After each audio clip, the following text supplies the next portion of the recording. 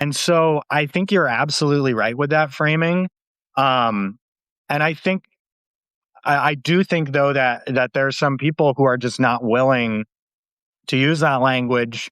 Like I said, it's not always the language I use first, but I think when you're talking about it in a structural way, one of the kind of taglines of the Hunger Coalition is hunger is a policy choice. And you're right, like it's deeper than that too. And these are decisions that are being made. You brought up the example of summer EBT. I'm very grateful that the governor changed her mind and came around to participating in summer EBT.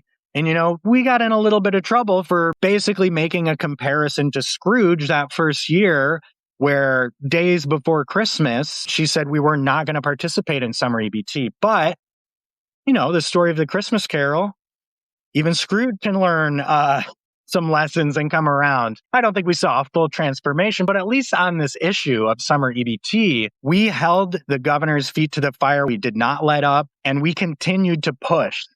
And I think that sometimes after a loss, sometimes there's this kind of feeling of like, okay, we just got to kind of hunker down, regroup for what's next, rather than continuing to push and demand better. So I know I went off on a tangent there, but your summer EBT, I just had to mention that.